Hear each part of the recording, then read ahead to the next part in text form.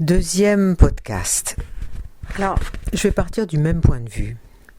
L'idée qu'avec Myriam Khan, il n'y a jamais de dernière exposition, jamais de rétrospective, jamais de point final, et qu'il faut aborder les choses plutôt à la façon d'un flux, en transformation, en transition, sans progrès, et peut-être aussi sans retour en arrière, en tout cas sans retour en arrière nostalgique. Ce travail ne s'appréhende pas du tout avec la conception d'un temps linéaire.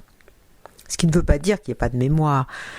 Le texte qu'elle a écrit de 2004 explique combien les œuvres changent de signification en fonction du présent. L'acte de mémoire lui-même est à prendre comme une trajectoire, un flux, voire même une sorte de contre-mémoire.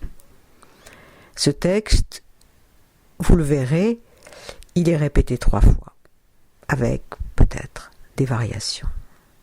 Bien sûr, puisque à chaque fois qu'on répète, ça n'est pas la même chose.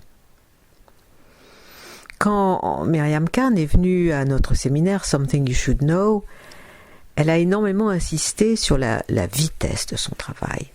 Ce qu'elle fabrique, ce qu'elle fait, elle le fait en quelques heures, quel que soit le format qu'elle choisit, le médium qu'elle choisit, et ce sont quelques heures qu'il absorbe entièrement.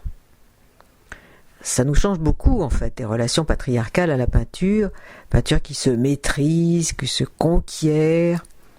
Vassili Kandinsky parlait même de la toile vierge, comme une vierge à déflorer.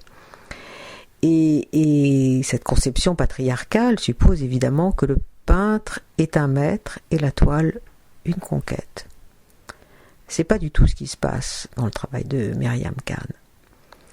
Et donc, j'aimerais parler de cette vitesse, de cette temporalité non linéaire, de cette contre-mémoire en mobilisant des ressources culturelles ou artistiques qui ne sont pas l'histoire canonique de l'art, masculine et hétérosexiste, celle par exemple qui définit pour nous la peinture d'action ou même la peinture d'histoire.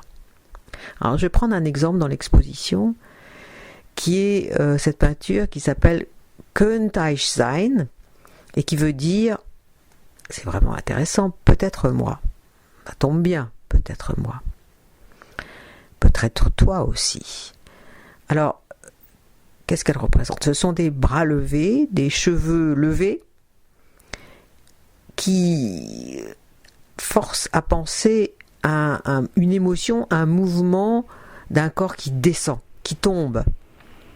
D'autant plus que ce corps, ainsi que le reste de la peinture, il y a une espèce d'all-over qui est tout entier d'une couleur bleue, verte, marron, aqueuse en tout cas. Aqueuse et pas très agréable. Hein. On pense tout de suite, effectivement, ça fait immédiatement penser à Virginia Woolf tout d'un coup et au suicide de Virginia Woolf. Comme un corps qui sombre tout droit, les bras levés, les cheveux qui effectivement se dressent tout d'un coup vers la lumière, vers la surface, quand ce corps tombe. On pense à un corps qui sombre, mais c'est peut-être la peinture elle-même. Peut-être moi, dit la peinture, qui sombre tout droit avec les mains levées. Alors, moi je définirais ça comme une peinture d'action. Parce que on dirait qu'elle est activée par l'acte même de tracer ce corps en perdition. En fait, entre la peinture elle-même et le corps qui sombre, il y a comme une sorte de correspondance ou d'assimilation. Et alors du coup, on pourrait par elle réactiver les premières actions de Myriam Khan, ces graffitis qu'elle traçait dans la ville sans peur et sans loi, en particulier dans les parties les plus anonymes et les plus suburbaines de la ville, qu'il s'agisse de Paris ou de Zurich, dans les années 80. C'est périphérique, c'est souterrain, c'est parking. Alors, on sait que la vitesse, évidemment, fait partie du processus du graffiti, ainsi que son côté nocturne, parce que sinon, évidemment, on se fait piquer, ce qui est d'ailleurs arrivé, si je me souviens bien, à Myriam Khan.